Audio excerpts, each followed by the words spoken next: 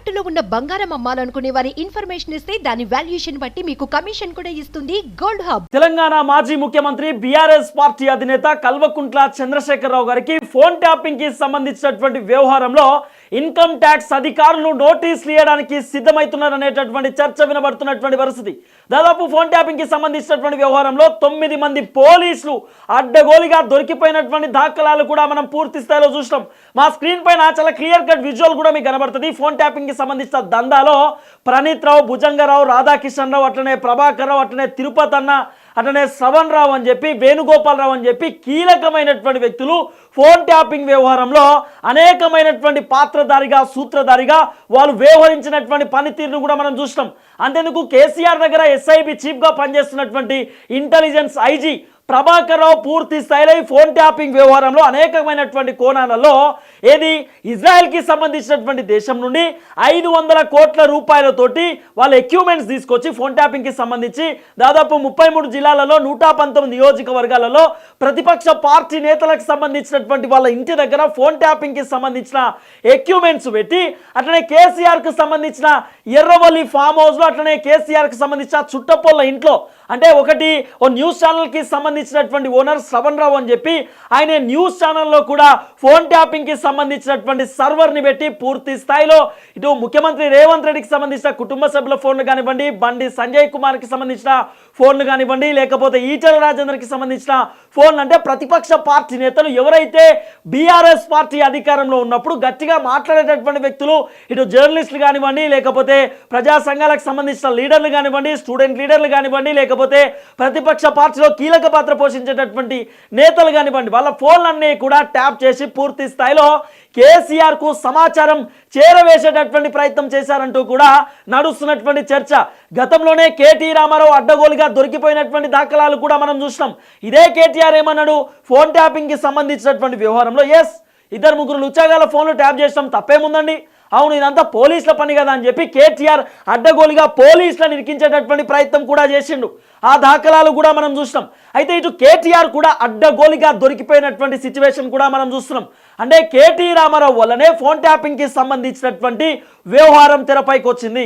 కేటీఆర్ మాట్లాడినటువంటి నోటితుల వల్లనే ఫోన్ ట్యాపింగ్కి సంబంధించిన బండారం బయటపడ్డది. ఎప్పుడైతే కేటీఆర్ తన నోట్లో నుండి ఎస్ 2-3 ఫోన్లు ట్యాప్ చేయించినాము, దాంట్లో తప్పేముంది, కేసీఆర్ ఏదో 1000 ఫోన్లు 100 ఫోన్లు ట్యాప్ చేసిరని చెప్పి బద్నాం చేస్తూ ఉన్నారు, అన్ని ఫోన్లు ట్యాప్ చేయలేదు, కొన్ని ఫోన్లను మాత్రమే ట్యాప్ చేసినామంటూ కూడా కేటీ రామారావు మాట్లాడినటువంటి ఆ సిచ్యువేషన్ కూడా మనం పూర్తి స్థాయిలో విన్నాం. ఇదే నేపథ్యంలో ఫోన్ ట్యాపింగ్ కి సంబంధించినటువంటి వ్యవహారాన్ని బయటికి తీయడానికి సిట్ ఏర్పాటు చేసినటువంటి సిచ్యువేషన్ మనం చూస్తాం. అట్లనే మొన్న గొర్రెల స్కామ్ కు సంబంధించినటువంటి విషయంలో పైలట్ ప్రాజెక్ట్ కి సంబంధించి సుమారు 750 కోట్ల రూపాయల స్కామ్ లో ఓవైపు తలసాని శ్రీనివాస్ యాదవ్ కు, మరోవైపు కేసీఆర్ బృందానికి కూడా ఎన్ఫోర్స్మెంట్ డైరెక్టరేట్ అధికారులు నోటీస్ ఇచ్చినటువంటి దాఖలాలు మనం చూస్తాం. ఇదే కేసీఆర్ కు విద్యుత్ కు సంబంధించినటువంటి నోటీస్ ఇచ్చినటువంటి ఆ సిచ్యువేషన్ కూడా మనం చూస్తాం. తాజాగా ఇప్పుడు ఇన్కమ్ ట్యాక్స్ కి సంబంధించినటువంటి అధికారులు కేసీఆర్ కు నోటీసులు ఇస్తా ఉన్నారు అనేటటువంటి చర్చలు కూడా వినబడుతున్న పరిస్థితి.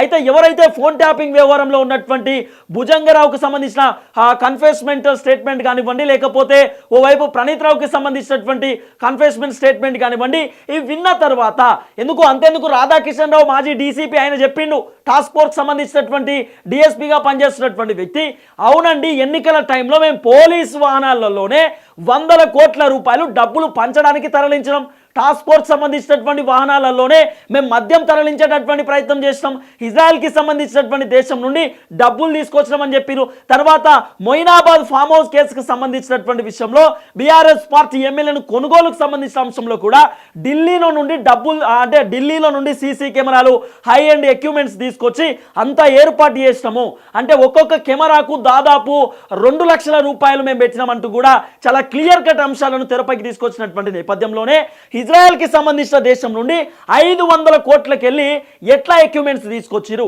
ఈ 500 కోట్ల రూపాయలు పార్టీ ఫండా, తెలంగాణ ప్రజల సొమ్మ అంటే ఏదైతే ప్రజలకు సంబంధించినటువంటి ఖజానా ఉంటుందో, రాష్ట్ర ప్రభుత్వానికి సంబంధించినటువంటి బడ్జెట్ నుండి 500 కోట్ల రూపాయలు ఫోన్ ట్యాపింగ్ ఎక్విప్మెంట్స్ కొనడానికి వాడిరా, లేకపోతే బీఆర్ఎస్కి సంబంధించిన సొమ్మ, లేకపోతే కేసీఆర్కి సంబంధించిన ఆస్తి అనేటటువంటి అంశం పైన ఇన్కమ్ ట్యాక్స్ అధికారులు ఇప్పుడు రైట్స్ చేయడానికి కూడా సిద్ధంగా ఉన్నారు అనేటటువంటి చర్చలు వినబడుతున్నటువంటి పరిస్థితి. ఒకవేళ నిజంగానే ఇన్కమ్ ట్యాక్స్ అధికారులు కనుక కేసీఆర్కి సంబంధించినటువంటి వ్యవహారంలో సీరియస్గా ఉంటే ఖచ్చితంగా వాళ్ళ ఇంటి పైన సోదాలు చేసేటటువంటి అవకాశం కూడా ఉండొచ్చు. కేసీఆర్ ఫామ్ హౌస్ పైన ఐటీ రైట్స్ జరిగేటటువంటి సిచ్యువేషన్స్ కూడా ఉండొచ్చు. ఎందుకంటే ఇదే ఫోన్ ట్యాపింగ్ కి సంబంధించినటువంటి పోలీస్ అధికారులు చాలా క్లియర్ కట్ గా ఒప్పుకున్నారు. ఎస్, యశోదా దవాఖాన కూడా డబ్బులు ఇచ్చినాము, యశోదా దవాఖాన నుండి డబ్బులు తీసుకొచ్చినాము, వేరే వేరే హాస్పిటల్స్ కి కూడా డబ్బులు ఇచ్చేటటువంటి ప్రయత్నం చేస్తాము, లావాదేవీలు గట్టిగా జరిగినాయి, అనేకమైనటువంటి అంశాలలో మేము పాల్పడ్డాము, ఇదంతా కూడా బీఆర్ఎస్ సుప్రీం చేపించింది అనేటటువంటి అంశాన్ని కూడా రాధాకిషన్ రావు క్లియర్ కట్ గా చెప్పిండు. తర్వాత అదే రాధాకిషన్ రావు కన్ఫెస్మెంట్ స్టేట్మెంట్ అయిపోయిన తర్వాత క్లియర్ కట్ అంశాలను తెరపైకి తెచ్చిండు. అవునండి, ఎస్, కేసీఆరే చెప్పిండు, కేసీఆర్ చెప్తే చేస్తామన్నాడు.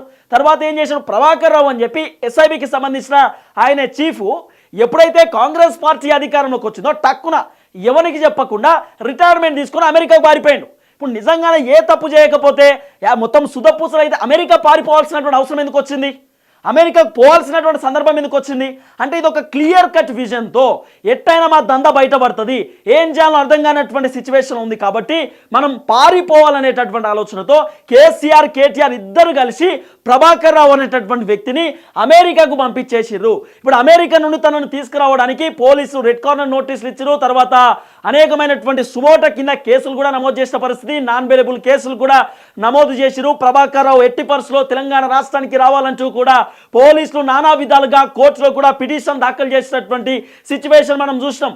మరోవైపు ఫోన్ ట్యాపింగ్ కి సంబంధించినటువంటి వ్యవహారంలో హైకోర్టు కూడా సుమోటోగా కేసు తీసుకొని పూర్తి స్థాయిలో హైకోర్టు కూడా కేసీఆర్ పైన విచారణ చేయడానికి రెడీగా ఉన్నటువంటి పరిస్థితి. ఎందుకంటే కేసీఆర్ అనేటటువంటి వ్యక్తి సామాన్య పరులలో, లేకపోతే డైరెక్టర్లను, లేకపోతే రియల్ ఎస్టేట్లను, లేకపోతే అనేకమైనటువంటి ప్రతిపక్ష పార్టీ నేతలను వాళ్ళనే కాదు ఫోన్ ట్యాప్ చేసింది, ఏకంగా జడ్జిలకు సంబంధించినటువంటి ఫోన్ ట్యాపింగ్లు కూడా చేసిరట. డిస్ట్రిక్ట్కి సంబంధించిన కోర్టు జడ్జిలు కానివ్వండి, హైకోర్టు జడ్జిలు కానివ్వండి, లేకపోతే ఇతర అంశాలకు సంబంధించిన విషయంలో కూడా పూర్తి స్థాయిలో కేసీఆర్ హైకోర్టు జడ్జి ఫోన్ కూడా ట్యాప్ చేపించండి అనేటటువంటి కోణాలు వినబడుతున్నటువంటి పరిస్థితి. కాబట్టి హైకోర్టు కూడా సుమోటోగా కేసీఆర్కి సంబంధించిన ఫోన్ ట్యాపింగ్ కేసు తీసుకున్నటువంటి పరిస్థితి, హైకోర్టు నుండి విచారణ కూడా జరుగుతుందంటూ కూడా చర్చ వినబడుతున్నటువంటి పరిస్థితి. మొత్తానికైతే కేసీఆర్ తప్పించుకునేటటువంటి అవకాశం లేదు. ఇన్కమ్ ట్యాక్స్ అధికారులు జోరు పెంచినటువంటి దాఖలాలు కూడా చూస్తూ ఉన్నాం. ఒకవేళ ఈ ఐటీ అధికారులు గనక కేసీఆర్ కు నోటీస్ ఇచ్చిన తర్వాత కేసీఆర్ కి సంబంధించినటువంటి వాళ్ళ ఇంటి పైన, అంటే ఓవైపు నందినగర్ లో ఉన్నటువంటి ఇల్లు కానివ్వండి, ఎర్రబల్లి ఫామ్ హౌస్ కానివ్వండి, కేటీఆర్ కి సంబంధించి బంజారా హిల్స్ ఇల్లు కానివ్వండి, లేకపోతే కవితకు సంబంధించి జూబ్లీ హిల్స్ లో ఉన్నటువంటి ఇల్లు కానివ్వండి, ఇవన్నీ అంశాల పైన ఐటీ దాడులు మూకాముడిగా జరిగేటటువంటి అవకాశం ఉంటుంది. ఖచ్చితంగా ఫోన్ ట్యాపింగ్ కి సంబంధించినటువంటి ఎక్విప్మెంట్స్ ఎక్కడెక్కడ పెట్టిన ఏం కథ అనేటటువంటి ప్రతి అంశం పైన ఇక్కడ ఎంక్వైరీ జరిగే సిచ్యువేషన్ ఉండొచ్చు. ప్రముఖ న్యూస్ ఛానల్లో కూడా కేసీఆర్ అనేటటువంటి వ్యక్తి శ్రవణ్ రావు అనేటటువంటి వ్యక్తితోటి అనేక దందాలు చేపించిండు. ఆ న్యూస్ ఛానల్ నుండి ఫోన్ ట్యాపింగ్ జరిగింది. ఆ ఒక న్యూస్ ఛానల్లో ఫోన్ ట్యాపింగ్ కి సంబంధించిన సర్వర్ పెట్టి అక్కడ అనేకమైనటువంటి దందాలలో వీళ్ళు పాటుపడ్డారంటూ కూడా ఒక కీలకమైనటువంటి చర్చ వినబడినటువంటి నేపథ్యంలో ఆ న్యూస్ ఛానళ్లలో కూడా ఐటీ సోదాలు జరిగేటటువంటి అవకాశం ఉన్నాయి. అంటే కేవలం లావాదేవీలకు సంబంధించినటువంటి విషయం 500 కోట్లతో ఎక్విప్మెంట్స్ తీసుకొచ్చింది ఒకటి. తర్వాత ఎవరైతే పోలీస్ అధికారులు ఉన్నారో ఎస్ఐబికి సంబంధించిన డిపార్ట్మెంట్ లో ప్రణీత్ రావు అనేటోడు ఉన్నాడు కదా, ఈ ప్రణీత్ రావు అనేటటువంటి వ్యక్తి ఆ ఎస్ఐబి ఆఫీస్లో అది స్పెషల్ ఇన్వెస్టిగేషన్ బ్రాంచ్ అని చెప్పి కంప్లీట్గా ఏది భద్రతకు సంబంధించినటువంటి అంశంలో, లేకపోతే ప్రోటోకాల్కి సంబంధించినటువంటి అంశంలో ఎస్ఐబి పనిచేస్తూ ఉంటుంది. అయితే ఎస్ఐబికి సంబంధించిన వార్ రూమ్లో సుమారు ఒక 20 నుండి 22 మందిని పెట్టి వాళ్ళకు అదనంగా జీతాలు ఇచ్చేటటువంటి ప్రయత్నం చేశారు. ఏది ఫోన్ ట్యాపింగ్ చేసేటటువంటి పోలీస్ అధికారులకు.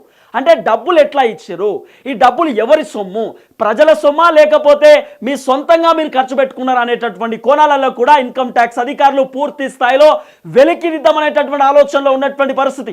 అంటే ఎన్నికల సందర్భంలో మీరు పంచినటువంటి డబ్బు ఈ రాష్ట్ర ప్రభుత్వానికి చెందిన డబ్బా, లేకపోతే మీరు సొంతంగా సంపాదించుకున్నటువంటి డబ్బా అనేటటువంటి కోణంలో కూడా ఇన్కమ్ ట్యాక్స్ అధికారులు బయటికి తేవడానికి సిద్ధంగా ఉన్నారనేటటువంటి చర్చలు కూడా పూర్తి స్థాయిలో వినబడుతున్న పరిస్థితి. మొత్తానికైతే కేసీఆర్ తప్పించుకునే అవకాశం లేదు. ఎట్టి పరిస్థితుల్లో కేసీఆర్ ఇంటి పైన ఐటీ దాడులు జరిగేటటువంటి సిచ్యువేషన్ కూడా పూర్తి స్థాయిలో కనబడుతున్నటువంటి పరిస్థితి.